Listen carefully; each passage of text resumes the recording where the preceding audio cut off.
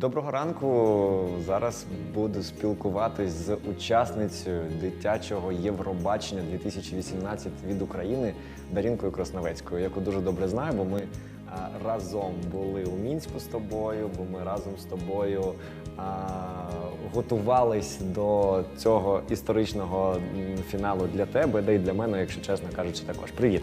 Привіт! Розказуй, чи є життя після дитячого Євробачення? Так, воно є. Насправді, після Євробачення моє життя змінилось кардинально, тому що, по-перше, я почала інтенсивно вивчати англійську мову. Я почала її більше опрацьовувати в такому серйознішому напрямку, тому що я розумію, що попереду в мене є багато таких планів, яких також стосується англійська мова. І так само я почала вивчати польську мову, тому що, напевно, більшість моїх фанатів – це поляки. Тому я буду вивчати польську мову, щоб я могла все-таки вільно із ними спілкуватися. А що за твоя фан-база така? Скільки їх? Ти їх по інстаграму вираховуєш, коли вони тобі відповідають на сторіс? Чи кількість підписників?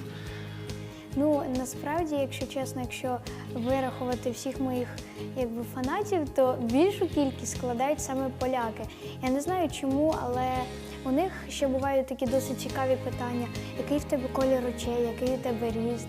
Тобто багато хто із них цікавиться моїм життям, і насправді це дуже круто, те, що люди цікавляться тим, що відбувається зараз у тебе на даний момент. Який в тебе колір очей? Який в тебе ріст? Мій ріст 145, а колір очей карий по-українськи. Як це буде? Слухай, Євробачення пройшло, так? Ти повернулась до навчання. Я пам'ятаю, що 2,5 місяці, здається, так? В тебе було щось типу вільного графіку такого, коли ти можеш не ходити в школу. Так? Приблизно це було так. Приблизно так. Ну, маєш право не ходити до школи, так? Як зараз? Ну, зараз все-таки після Євробачення я почала приділяти більшу частину уваги навчанню, тому що я пропустила досить багато шкільного матеріалу, тому зараз я наздоганяю всіх, тому що попереду мене чекають екзамени, мене чекають контрольні роботи і самостійні, тому я буду готуватися. З яким предметом тобі вдається дружити, а з яким ні? Ну, напевне, найулюбленішими моїми предметами це є зарубіжна і українська література, також англійська мова та історія. Це найулюбленіші мої предмети. Ну, чесно, не знаю. На даний момент мені вдаються усі предмети. Можливо, у 7 класі мене чекає більш жорстоке навчання. Я можу так його назвати, тому що я знаю, які предмети мене чекають попереду. Геометрія, алгебра, Хімія. Хімія в 7 класі, так? Так. Жорстоке навчання попереду. Так. Я знаю, що ти, починаючи з січня, здається, так, береш участь у проєкті, який підготувала Олена Коляденка «Ліхтаріус. Історії оживають». Так? Так. І цієї неділі ти в черговий раз була в Києві і черговий раз виходила на сцену в ролі Жасмін. Розкажи про цей проєкт, бо там формат, судячи з опису, бо я, після вечірки не потрапив, я просто не прокинувся. Обіцяю наступного тижня прийти. Формат унікальний. Так. Чим він унікальний? Ну, тому що все-таки не була це така несподіванка, що цей мюзикл назвали саме «Ліхтаріус. Історії оживають».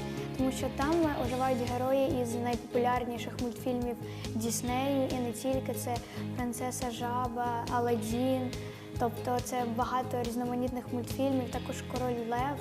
І там оживають багато героїв. Тобто сама суть цього мюзиклу про те, що більшість дітей саме нашого покоління, вони більший час проводять саме у гаджетах. Тобто вони не помічають, що відбувається навколо них. А тут ось є такий великий ліхтар. Ліхтар. Так, Ліхтаріус. ліхтар, який називається «Ліхтаріус». І саме за допомогою нього він допомагає зробити так, щоб ці історії оживали. І ось один хлопчик, який грає роль цієї дитини, яка саме залежна від інтернету, це Кіндер. Він саме ходив із гаджетом весь час, але потім ліхтар вимкнув цей гаджет, і саме цей Кіндер потрапив у цей світ історій. Ти виконуєш роль Жасмін, так? Так. А як потрапила взагалі в цей проект? Це був кастинг? Чи зателефонували, сподобалось виступ на Євробаченні, сказали, приходь, забирай, будеш тут? Ну, насправді я проходила кастинг на мюзикл «Ліхтаріус» ще до Євробачення. І тобто я ще не знала, що попереду мене чекає дитяче Євробачення 2018. І коли я проходила, насправді ми ще не знали про цей мюзикл, тому що зателефонували із проекту на «Ліхтаріус», сказали, що ось так, у нас є дівчинка талановита, і ми вам можемо її запропонувати. Ось ми приїхали на кастинг, і там я виконувала пісню Мани і виконувала пісню Жасмін. І тобто, що потім я виконувала декілька пісень, щоб саме обрали, який варіант мені підходить найбільше. І ось я співаю і по цей час із Аладдіном Ярославом Політовим. Ну і так само буває, що я ще можу виступати із 2 іншими Аладдінами. Тобто одна Жасмін бачила вже 3 Аладдінів. Ось така цікава історія. І зараз ще надалі я так само буду приймати участь у цьому проєкті. Я, чесно кажучи, дивився мультфільм старий диснеївський «Аладдін» останній раз майже 8 чи 10 років тому. Цього року виходить на екрани фільм з Віллом Смітом, і там також буде, я впевнений, цікавий саундтрек. Скажи, що співаєш ти, а краще навіть заспівай, для того, щоб я згадав ті часи, коли дивився цей мультфільм, і всі ті, хто нас дивляться, також. Ну, ми виконували пісню із мультфільму «Аладдін».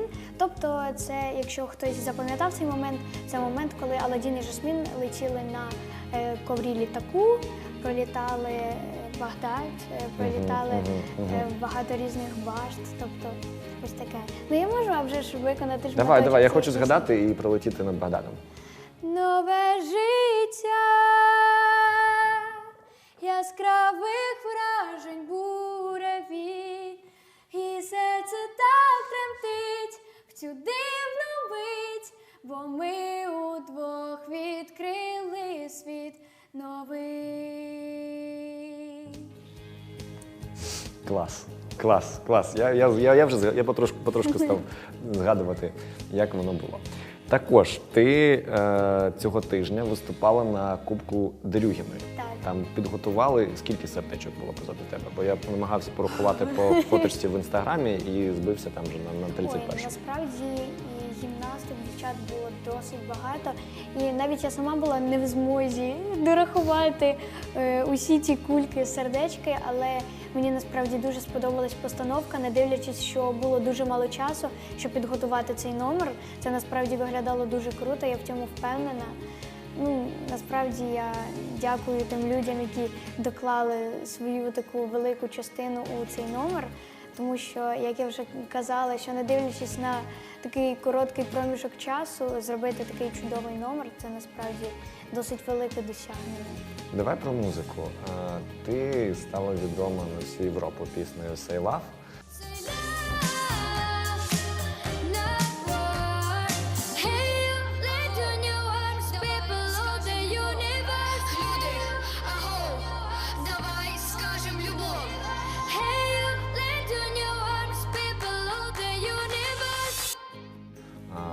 Яка і продовжує грати. Я бачу також по твоїм соцмережам, що люди постять, особливо вже згадані нами з тобою фанати з Польщі. Куди далі? Що ти хочеш далі писати? Ну, на даний момент я приділяю увагу сольній кар'єрі, сольним пісням. Тобто попереду в мене буде досить така велика частина сольних пісень, тому я думаю, вам це сподобається, тому що вони вже наприкінці, тобто вони вже готові. Мастеринг залишився? Так, залишилось підготувати і підкоректувати деякі моменти. Ну, я впевнена, що ці пісні вам сподобаються. Я пам'ятаю, що коли завершився вже фінал, коли ми святкували твоє 4-те місце, це не секрет, насправді це для нас була така особлива і особиста перемога, як і для всієї країни. Ми були, там година чи друга ночі була, піца, ми сиділи на коврі в готелі. І ти тоді була з Даніелою Телешовою, це учасниця від Казахстану. Так. І ми разом з Мишком Клименком, з продюсером, з автором музики треку «Say Love» домовились ви домовилися, я просто так стояв, показував, що я з вами, що буде фіт. Ти, Даніела і музика від Мишка. На якій стадії зараз цей процес? Ну, насправді я впевнена в тому, що цей фіт буде обов'язково. І я впевнена, що це, а вже ж, все, що буде попереду, потрібно підготуватись, але я впевнена, що все буде так, як воно має бути. І Розкажи, де твій талісман взагалі? Правда, ти його прибрала перед тим, як ми Так. почали зйомку? А де? Де він? він зараз знаходиться в мами в кишені. А чого ти його прибрала? Ти завжди з ним ходиш. Так. А ми можемо зараз, от ти ходиш в маму, візьмеш, і я хочу, щоб ти про нього розказала. Добре. Давай? Так. Давай. Ми продовжуємо говорити з Даріною Красновецькою. Твій талісман. Ти всюди з ним, ти була з ним у Мінську, ти була з ним в аеропорту, ти прийшла в телецентр Олівець, і ти також з ним. Що це таке? Ну, насправді я не можу назвати його талісманом, тому що це, напевно, по більшій частині це річ, яка рятує мене, тому що на даний момент почалась весна і досить багато зараз на даний момент ходить різних вірусів, різних хвороб.